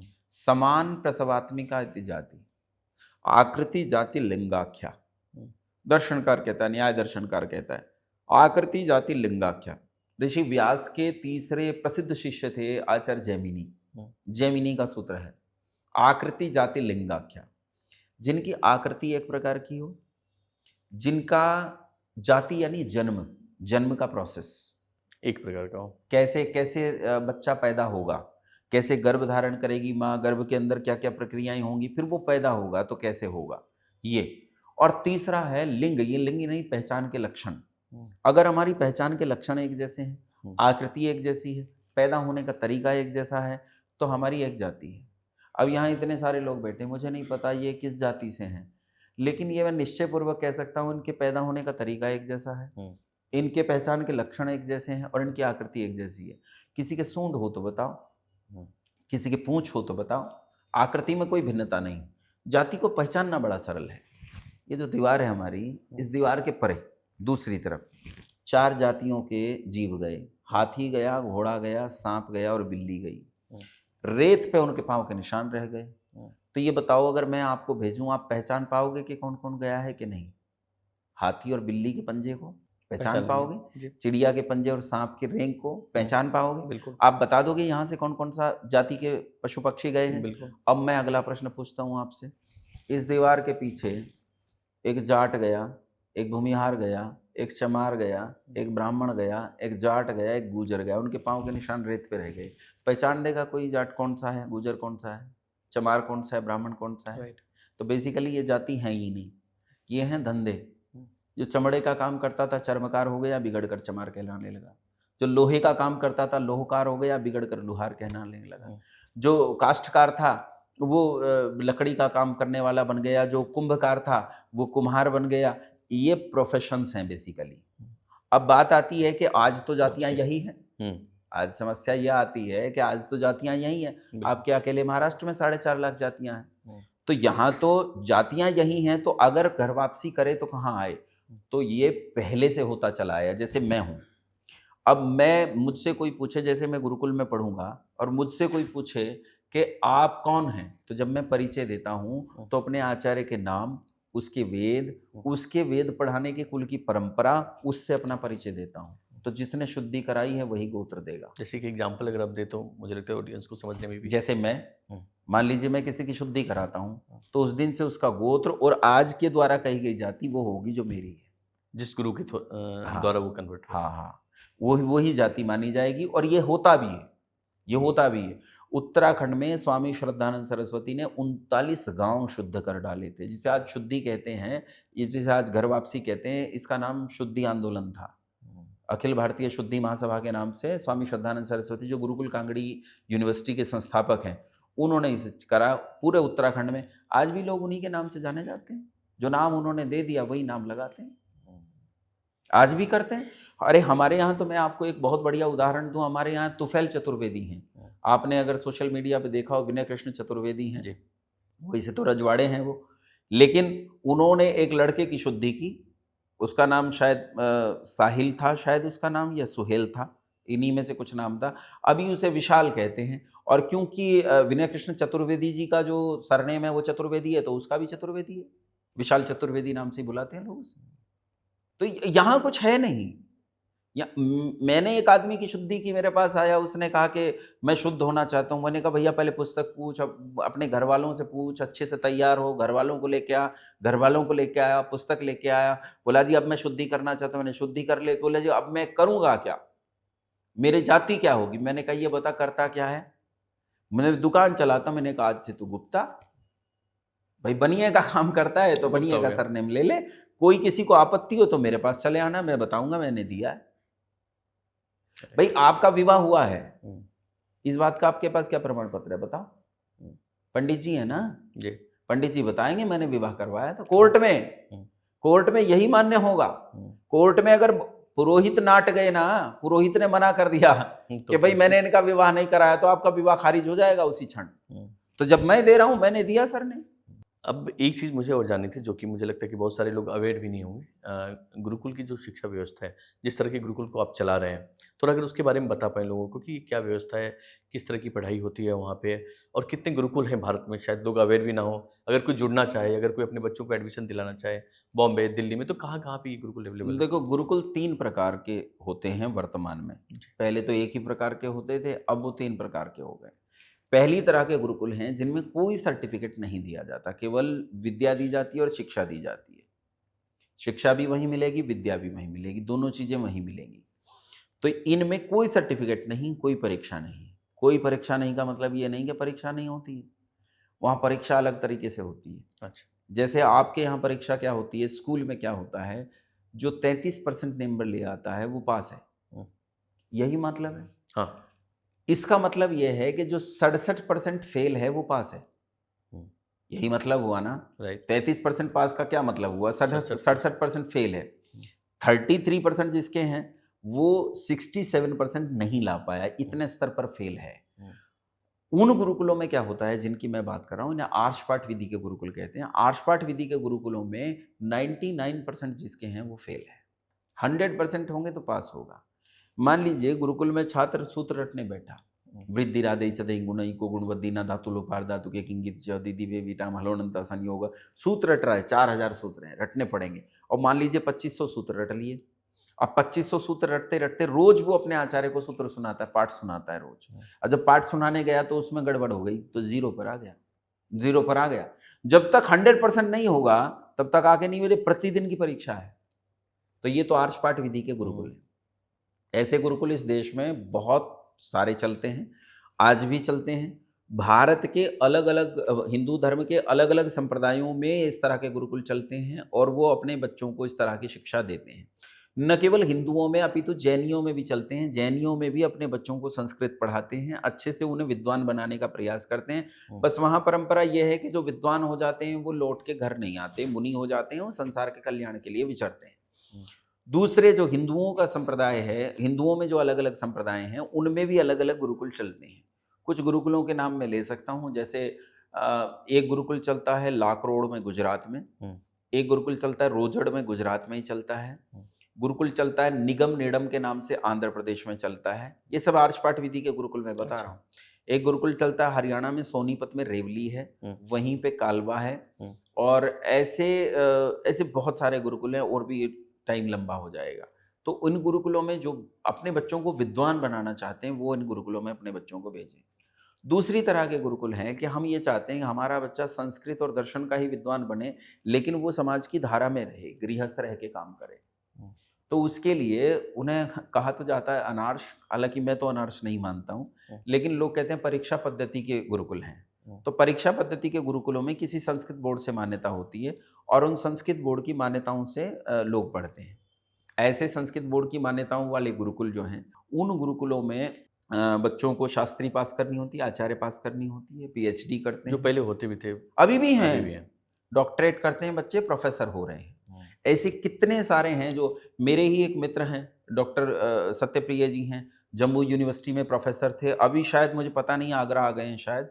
और उनकी पत्नी हैं, पाणिनि कन्या गुरुकुल से पढ़ी हैं, डॉक्टर प्रियंका हैं, डॉक्टर आयुषी हैं, डॉक्टर कल्पना हैं। ऐसी मैं कितनी प्रोफेसर्स के नाम ले सकता हूँ। आचार्य नंदिता जी की बहुत सारी शिष्याएं हैं, आचार्य प्रियंवदा वेद भारती जी की बहुत सारी शिष्याएं हैं। ऐसे आचार्यों के, आचार्य प्रदीप जी के हैं, आचार्य पंडित युधिष्ठिर मीमांसक जी के हैं, आचार्य विजयपाल जी के हैं। ऐसे कितने सारे छात्र हैं जो यहाँ से निकलकर और देश भर की सारी यूनिवर्सिटीज़ में काम कर रहे हैं। आचार्य रूप किशोर शास्त्री जी गुरुकुल कांगड़ी के उपकुलपति रहे। आचार्य साम शर्मी जी हैं, वहीं गुरुकुल में उपकुलपति रहे। जो एक बोर्ड चलता है सेंट्रल बोर्ड, सांदीपनी राष्ट्रीय वेद विद्या प्रतिष्ठान उज्जैन जो है, उसमें सचिव रहे हैं आचार्य रूप किशोर शास्त्री जी। तो ऐसा नहीं है कि परीक्षा पद्धति से पढ़कर हम वहाँ जाकर काम नहीं कर रहे, तो उस लेवल पे काम कर रहे हैं। कई लड़के आईएएस भी निकल रहे हैं, आईपीएस भी निकल रहे हैं, लड़कियाँ निकल रही हैं। तीसरी तरह के एक और गुरुकुल हैं जिनमें एजुकेशन तो गुरुकुल वाली उस तरह की उतनी तरह से नहीं है, लेकिन संस्कार है। अच्छा, सुबह यज्ञ करेंगे, संध्या करेंगे, दिनचर्या बिल्कुल गुरुकुल वाली होगी। सीबीएसई बोर्ड से चलते हैं। ऐसे कुरुक्षेत्र में चलता है, कई हजार छात्र पढ़ते हैं। हर साल एनडीए में छात्र निकलते हैं, नीट के एग्जाम को क्लियर करते हैं, आईआईटी के एग्जाम क्लियर करते हैं। ये सीबीएसई बोर्ड से चलने वाले गुरुकुल हैं। ऐसे अनेक गुरुकुल हैं, हमारा भी ऐसा एक गुरुकुल चलता है। ऐसे बहुत सारे गुरुकुल इस पूरे देश में फैले हुए हैं, ये हजारों की संख्या में है। और जो अपने बच्चों को पढ़ाना चाहें वो नेट पे सर्च करेंगे तो उन्हें अपनी अपनी तरह के गुरुकुल मिल जाएंगे अपनी लोकेशन में। हाँ, मान लीजिए मैं अपने बच्चे को चाहता हूँ कि ये वापस लौट के संसार में ना आए, संसार कल्याण के लिए मैंने देश के लिए दे दिया बच्चे, खत्म, आर्ष पाठ विधि के गुरुकुल में डाल दो। और वहां पढ़ के भी गृहस्थ में जा सकता है अगर उसमें योग्यता है। पैसा नहीं कमा सकता क्या गुरुकुल वाला? मैं एक जगह चला गया, गुरुकुल सोचते ही लोग सोचते नहीं, पता नहीं पैसे उसे कमाएगा, क्या करेगा। प्रकाश जी कितने पैसे, लोगों की जो धारणा है, मैं एक धारणा तोड़ता हूँ। गुरुकुल का पढ़ा हुआ आदमी कितने पैसे कमा सकता है और स्कूल से पढ़ा हुआ आदमी कितने पैसे कमा सकता है? यहाँ जो स्कूल से पढ़ा आदमी कितना, लाख रुपए महीना, 2 लाख रुपए महीना, 4 लाख रुपए महीना, 10 लाख रुपए महीना, 20 लाख रुपए महीना, करोड़ रुपए महीना कमाएगा जी। एक बाबा को मैं जानता हूँ, गुरुकुल से पढ़े, 5वीं का सर्टिफिकेट नहीं है, कई हजार करोड़ रुपए की कंपनी है, उनकी मंथली टर्नओवर है। बाबा रामदेव, स्वामी रामदेव जी के पास 5वीं का सर्टिफिकेट नहीं है। हाँ, विद्वान हैं, अष्टाध्यायी के विद्वान हैं, महाभाष्य के विद्वान हैं, उन्होंने अरे व्याकरण को पढ़ा है, गुरुकुल की पढ़ाई दर्शन हुई को है? पढ़ा है, गुरुकुल से पढ़े हैं। अच्छा। गोबर हटाया गईयों का, खेत में जाके घास काटी है, दिन रात मेहनत करी है उस आदमी ने, और आज वहां बैठे हैं लोग गाली देने को, तो बाबा रामदेव जी को लाला रामदेव कहने लगे। वो उनका सामने बैठ भैया, योग्यता का तब पता चलेगा जब पता चले कि कितने पढ़े लिखे व्यक्ति हैं वो संस्कृत के निष्णात विद्वान हैं, और बकवास नहीं करते इधर उधर, कुछ झूठी कथाएं नहीं लोगों को परोसते हैं। लोग कहते, आप धन की बात सुनो, मैं उनके यहाँ गया और उनके यहाँ जाकर एक आदमी से मिला, तो मिलते मिलते मैंने उनसे, मेरे साथ जो लड़का गया था उसने पहचान लिया उन्हें। बोले आचार्य जी मुझे ऐसा लग रहा है मैं इन्हें जानता हूँ। आईएएस अधिकारी, अच्छा। रिटायर्ड आईएएस अधिकारी उनके यहाँ नौकरी कर रहे हैं भाई।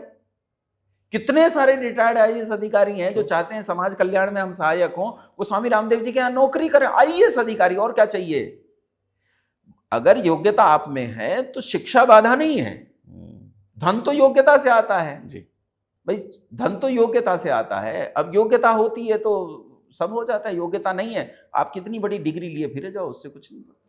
अभी जिस आप शिक्षा व्यवस्था की बात कर रहे हैं, जिसको आप चाहते हैं कि पूरे भारत में लागू हो, तो अगर उसकी कुछ पॉइंट्स बता पाएँ हमारे लोगों को, हमारे ऑडियंस को, कि उसमें ऐसी क्या व्यवस्था होगी? पहली चीज़, पढ़ाई क्या होगी और कैसे इसका नेटवर्क बनेगा? जैसे कि नो डाउट, जैसे आप बोलते हैं कि इंग्लिश स्कूलों की बात करती है तो वहाँ पे एक सेंट्रलाइज़ कमिटी है, फिर सारे स्कूल उससे कनेक्टेड होते हैं या एफ़िलिएटेड होते हैं, फिर वहाँ पे टीचर होते हैं। तो आप इस पूरे सिस्टम को कैसे चलाएँगे? प्लस उसमें और क्या-क्या ख़ासियत होगी, जिससे कि आम आदमी भी जुड़ सके आपकी इस व्यवस्था से? नहीं, हम सिस्टम में कोई बदलाव नहीं कर रहे हैं। सिस्टम जैसा है वो जस का तस रहे। पॉलिसी में बदलाव कर रहे हैं कि जो हमारा शिक्षा मंत्रालय है, पहले मानव संसाधन विकास मंत्रालय हुआ करता था, अभी शिक्षा मंत्रालय के नाम से जाना जाता है। हुँ। जो हमारा शिक्षा मंत्रालय वो इस पॉलिसी को लागू करे कि शिक्षा एक तो पूरी तरह निःशुल्क होगी, किसी को एक पैसा नहीं देना होगा। अच्छा। जो पैसे वाला विद्यालय है वो सब बंद हो, या सरकार उनके पैसे की भरपाई करे जो उन्हें चाहिए। तो वो उस पे खैर हम विस्तृत चर्चा बाद में करेंगे जब हम पूरा ड्राफ्ट सामने लेके आएंगे। ऐसा नहीं कि हम ये नहीं सोच रहे हैं कि सरकार बजट कहाँ से लाएगी, हम उस पर भी विचार कर रहे हैं कि इसमें कितने बजट की ज़रूरत पड़ेगी, कितना इंफ्रास्ट्रक्चर हमारे पास है, कितना इंफ्रास्ट्रक्चर और चाहिए, और इस बजट को कैसे हम बना सकते हैं। तो खैर भारत कोई छोटी मोटी चीज़ नहीं है। मतलब आसपास के कई देश ऐसे हैं जिनका जितना टोटल बजट होता है इतना हम खा के थाली में छोड़ देते हैं। भारत कोई छोटा देश नहीं है, बड़ा देश है। कई आसपास के देश हैं जो बड़ी दावेदारी ठोकते हैं, हम भारत पे हमला कर देंगे, हमारे भीख से रोटी आती है तुम्हारे पास, क्या हमला करोगे भाई तुम। तो भारत एक बड़ा देश है, उसके पास इतना बजट है कि वो शिक्षा पे इस समय बहुत थोड़ा बजट है, और वो बजट इस देश की शिक्षा की भरपाई नहीं कर पा रहा है, पहली चीज़। दूसरी चीज़ ये है, शिक्षा पूरी तरह निःशुल्क हो। निःशुल्क मतलब एक पैसा भी, बेल्ट नहीं, कॉपी नहीं, किताब नहीं, कमीज नहीं, पैंट नहीं, जूता नहीं, मोजा नहीं, ये कुछ भी माता पिता नहीं देंगे। सब गवर्नमेंट की जिम्मेदारी, गवर्नमेंट सब देगी। मेडिकल एड से लेके, विदेश में बच्चा खेलने गया है या किसी ओलंपियाड में सेलेक्ट हुआ है वहाँ गया है, सब गवर्नमेंट दे। शिक्षा में कोई परिवर्तन मैं नहीं कर रहा हूँ, शिक्षा यही है। इसमें कुछ शिक्षा हमें ज़रूर बढ़ानी पड़ेगी, जोड़नी पड़ेगी, या उसके अलग आयाम हो सकते हैं। जैसे आज स्ट्रीम है, कॉमर्स है, साइंस है, ह्यूमैनिटीज़ है, ये अलग अलग आयाम हैं, तो ऐसा ही आयाम अलग किए जा सकते हैं। लेकिन कम से कम प्रथमावृत्ति तक का व्याकरण, जो संस्कृत व्याकरण होती है, प्रथमावृत्ति तक का व्याकरण, ये 12वीं तक के बच्चे को निश्चित रूप से पढ़ाया जाना चाहिए। वो संस्कृत नहीं पढ़ेगा, अगर उसने व्याकरण नहीं पढ़ा संस्कृत का, तो वो कैसे जानेगा कि भारत का मेडिकल साइंस क्या कहता है, सुश्रुत क्या कहता है, चरक क्या कहता है। राइट। भाई सुप्रीम कोर्ट संज्ञान ले रहा है, और मल्टीनेशनल कंपनियां दावे ठोक रही हैं कि स्वामी रामदेव जी ने जो कोरोनिल बनाया वो गलत बनाया। तो उन्हें इस पर भी तो काम करना पड़ेगा ना, सरकार को इस पर भी काम करना चाहिए कि वो जो सुश्रुत और चरक कहते हैं वो कैसे छात्रों के बीच में जाएगा। हमें पता कैसे चले कि वो क्या कहते हैं, सही कोरोनिल बनेगा कैसे, ये तो हमें विचार करना पड़ेगा ना। इसलिए जरूरत है कि प्रथमावृत्ति तक निश्चित रूप से 12वीं तक के छात्र को प्रत्येक को पढ़ाया जाना चाहिए संस्कृत। इसके अलावा सैनिक शिक्षा प्रत्येक विद्यालय में निश्चित रूप से लागू। अच्छा। अब कुछ लोग डर सकते हैं, बोले जी संप्रदाय विशेष के पास तो बहुत हथियार हैं, आप उन्हें सैनिक शिक्षा भी दे रहे हो। अरे कितने हैं ये, अभी कुछ औकात नहीं है। जब ये तुम्हारी बराबर आ जाएंगे तब ये समस्या की बात है, अभी नहीं। और आत्मरक्षा का अधिकार प्राकृतिक अधिकार है, सबको है। जैसे आपने गाय देखी है, राइट। एक उदार पशु है, सिर पर 2 सींग होते हैं, कितना दूध देती है सींग से? एक बूंद भी नहीं। किस लिए दिए प्रकृति ने? सुरक्षा के लिए। सुरक्षा। इसका मतलब प्रकृति ने दिया तो प्राकृतिक अधिकार है गाय का। चींटी को दंश दिया है, वो उसका प्राकृतिक अधिकार है। तो मेरी बेटी को भी प्राकृतिक अधिकार रखने का अधिकार है, वो अपने बैग में रखे। मनुष्य के पास बुद्धि है, बुद्धि यस्य बलम तस्य। मनुष्य को सुरक्षा के अधिकार के लिए बुद्धि दी गई है। मेरी बेटी को हैदराबाद वाली लड़की की तरह जला के रेप करके न मार दिया जाए, दिल्ली में उसके टुकड़े टुकड़े करके रेप करके न मार दिया जाए, और बंगाल में उसे चीर फाड़ के न मारा जाए। ये मेरी बेटी को आत्मरक्षा का अधिकार है, और ये आत्मरक्षा का अधिकार तब होगा जब शिक्षा ये सुनिश्चित करेगी कि उस बालक को अपनी सुरक्षा करना आता हो। उसे हमें सुरक्षा करना सिखाना पड़ेगा, हम उसे सिपाही बनाएं, आतंकवादी नहीं। आज जब तुम सुरक्षा देना नहीं सिखा रहे हो, सुरक्षा कैसे करनी है नहीं सिखा रहे, तो आतंकवादी पैदा हो रहे हैं, सिपाही पैदा नहीं हो रहे। ये हाथ में पत्थर लेके जो हमला करते हैं, ये आतंकवादी हैं। इस देश में घरों में देसी कट्टे बना के लोगों को जो शूट किया जाता है, धार्मिक यात्राओं पर हमले किए जाते हैं, रामनवमियों और नवरात्रियों को तोड़ा जाता है, ये आतंकवादी हैं। और एक चीज और है, मैं इनमें अच्छे और बुरे नहीं कहता। लोग कहते हैं जी ये अच्छे हैं ये बुरे हैं, ये 100% आतंकवादी हैं, 100 के 100% आतंकवादी हैं, क्योंकि बिना शिक्षा के आतंकवादी ही पनपेगा, सिपाही नहीं पनपेगा। इसलिए पूरी तरह निःशुल्क शिक्षा, संस्कृत का एक निश्चित लेवल तक संस्कृत दी जाए, सैनिकीकरण प्रत्येक छात्र का हो, उसे सैनिक शिक्षा दी जाए निश्चित रूप से, और इसके अलावा बालक की पूरी तरह बोर्डिंग स्कूलिंग एजुकेशन हो, स्कूलिंग एजुकेशन कम से कम बोर्डिंग हो। ये कुछ बंद मैंने आपको बताए। इसके अलावा लोग हमसे जुड़ सकते हैं। हम लोग एक गूगल मीट्स चलाते हैं, पूरे देश में नहीं पूरी दुनिया में चलाते हैं, वर्ल्ड वाइड चलाते हैं, शाम को 7:50 पे। मेरे फेसबुक पेज से भी मिल जाता है, मेरे यूट्यूब जहाँ चैनल्स होते हैं उन पे भी लोग डालते हैं, सब जगह लिंक, उनका लिंक मिल जाएगा, आप उन कक्षाओं को ज्वाइन कर सकते हैं। तो इस ड्राफ्ट पे हम कैसे काम कर रहे हैं और कैसे हम पूरे देश में काम कर रहे हैं, वो सब आपको वहाँ मिल जाएगा।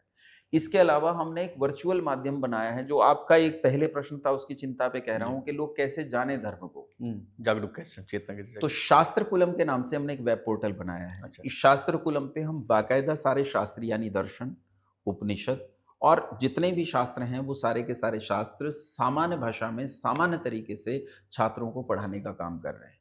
तो जिन्हें शास्त्र पढ़ना है वो घर बैठ के इस वेब पोर्टल के द्वारा, शास्त्र कुलम के द्वारा पढ़ सकते हैं। फिर मैं वही पूछूंगा कि ये सिस्टम चलेगा कैसे, कौन सेंट्रलाइज करेगा, कौन इसको मैनेज करेगा पूरे सिस्टम को, या कौन कर रहा है? सरकार करेगी। अच्छा, इस पूरे सिस्टम को सरकार वो करेगी। जैसे भी शास्त्र कुलम की बात की, या जो आपके गुरुकुल चल रहे हैं, तो उसमें पैसे की जरूरत होगी, मतलब वो सिस्टम कैसे चल रहा है और कहाँ से? देखो, हमारे यहाँ शिक्षा का एक प्रबंध तंत्र पहले से था कि सरकार किसी भी शिक्षा को सुरक्षा देती थी, संवर्धन देती थी, लेकिन उसे पालने पोसने की जिम्मेदारी समाज की थी।